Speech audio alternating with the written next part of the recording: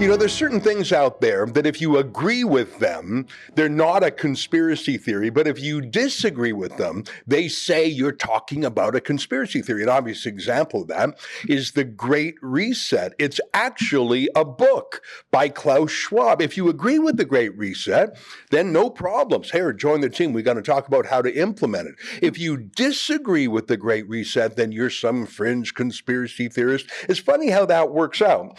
Let me show you, by the way, the man who co-authored The Great Reset. Here's Klaus Schwab bragging about penetrating the cabinets in governments around the world. Take a look at this.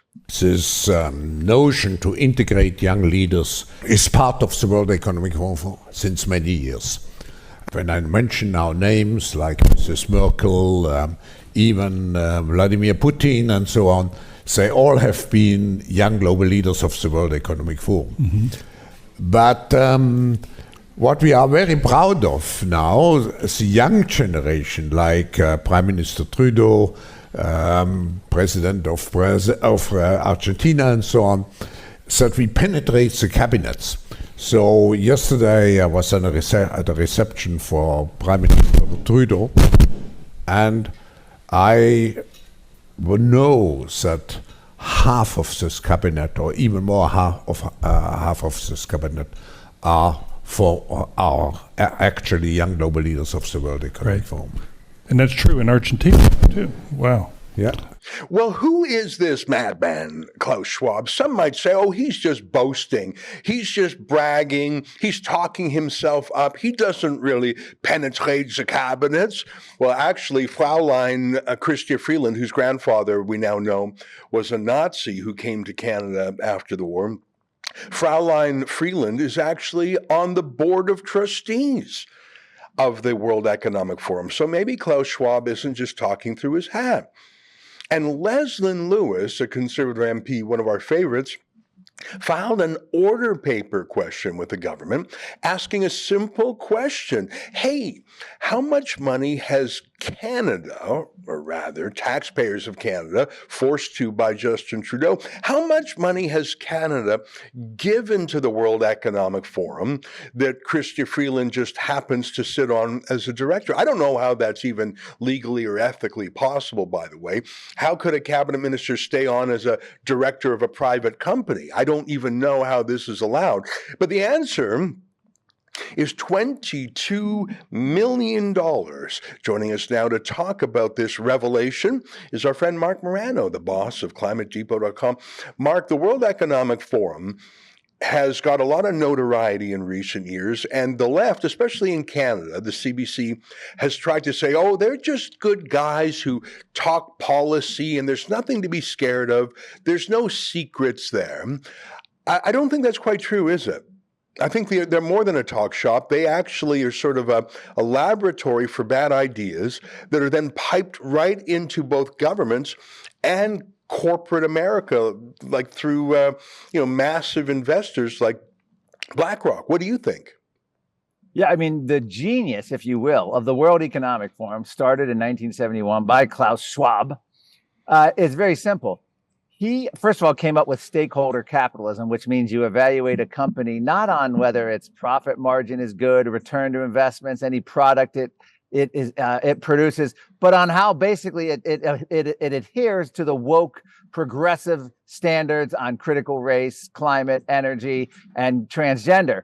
And so what he's done in order to achieve this by bypassing democracy is he has given a haven for the royal family, for prime ministers, bureaucrats, parliamentarians, senators, congressmen, and the corporate world, billionaires and millionaires as well, to meet off the books multiple times a year, chiefly one time and sometimes 2 or 3 times in Davos, where they literally get together off the books and have the most extensive conversations and plan a corporate government collusion to which you no longer need to have the Canadian Parliament vote to ban gas-powered cars, the U.S. Congress vote to ban it or to go after meat eating. It's all done behind the scenes because of things like the World Economic Forum, which is probably the most influential and successful. And that's a great business model because these corporations and billionaires and lobbyists can meet with these politicians like Justin Trudeau, like Catherine McKenna, like Joe Biden, anyone else, off the books. There's no lobbying rules and regulations. There's no oversight. There's no committees. There's no regulations attributed, because these are just private parties at meetings of the World Economic Forum. That's how he's gotten so successful. And when he says he penetrates the cabinets, he truly does. And you can look at what happened in the Netherlands.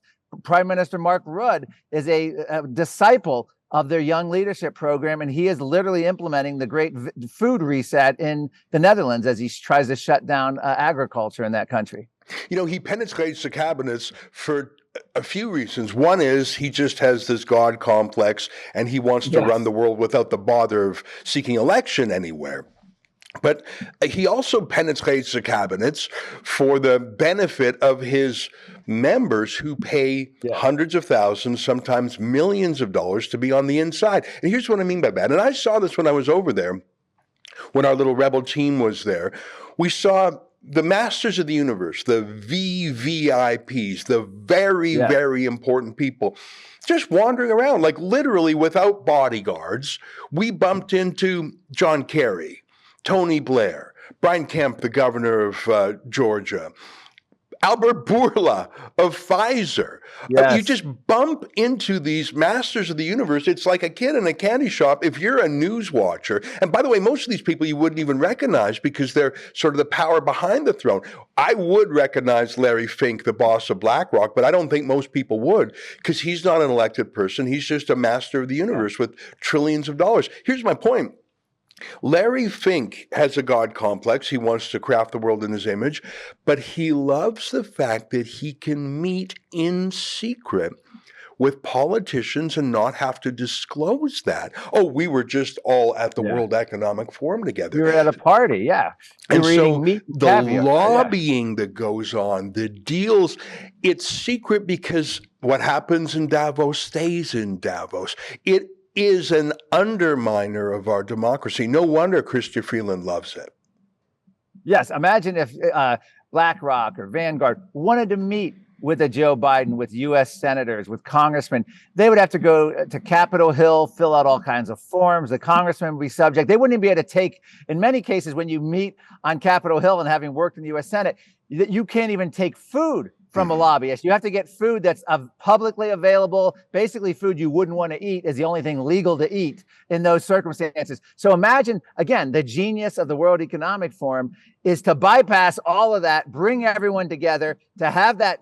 It's the perfect word is collusion of shared interests, because that's what they're doing. They're colluding without having to do that. So what ends up happening is they make these contacts. The World Economic Forum can make anything happen. And then you have things like your Canadian government, your global Canada giving $22 million to the World Economic Forum, your former environmental minister, Catherine McKenna, paying for a study by the World Economic Forum to support the carbon tax, which they later introduced. And Justin Trudeau then cites the studies that they paid for. I mean, this is bought and paid for propaganda. You go out and you say, hey, the World Economic Forum, we want to be, they trained us and funded us and helped us. We want to do what they want. So let's ask them to give us their studies. And then you get their studies, you cite it, and then you impose it on the Canadian people, whatever ideas they have. There's something rotten here, and it's not in Denmark, it's in Davos. Pierre Poilievre, the Conservative leader of Canada, says that he will stop his ministers from going to Davos. Danielle Smith, the Premier of Alberta, has said the same. You have to do this. Pardon me? You have to. They have to do that. They can't allow this. This has to be considered a lobbying trip, and the only way they should be allowed to go is massive paperwork, massive oversight, and of course that would ruin Davos if that ever happened. That's right, because it's all about that clubbiness. And you mentioned that a lobbyist in the United States is not even allowed to buy a fancy lunch. It has to be under a certain dollar amount, if I'm not mistaken. Basically, burger and fries, or it's considered a bribe. Chips and a sandwich is what it typically was in the Senate. And there's a wisdom there, because you don't want to take someone out to $1,000 dinner because that is too big of a favor to pay a public person. How much fun is that? I can hardly wait. If you like cruising already, well, this is truly something unique. And if you've never been on a cruise ship before, this is the perfect way to start, with a group of like-minded rebels from coast to coast. You can find out all the details, including the different cabin prices, at rebelnewscruise.com. I know you're going to look back on it as the vacation of a lifetime. We've reserved a limited number of Rebel News cabins, so book yours today at rebelnewscruise.com. We'll see you there.